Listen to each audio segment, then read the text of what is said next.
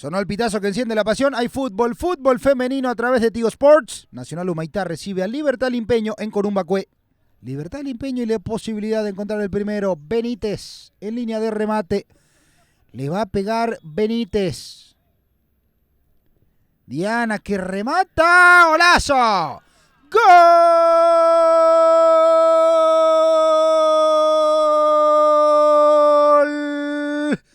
De Libertad Limpeño. Diana Benítez.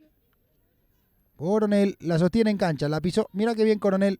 Tocó al medio. Falta sobre ella, pero hay ventaja. Cartamán que acelera y va. Erika con la pelota. Cartamán está en el área. Todo vale. Cartamán tiene el gol. Cartamán. ¡Gol! ¡Gol! ¿Qué pasó?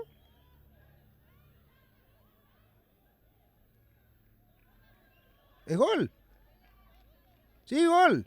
Gol de Libertad Limpeño. Erika Cartamán. Bueno, una serie de confusiones en el partido.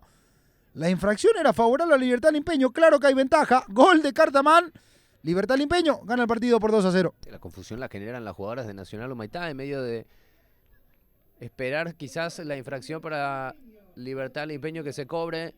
El partido prosiguió. Erika Cartamán bajó el ritmo, pero me parece que en ningún momento sonó el silbato.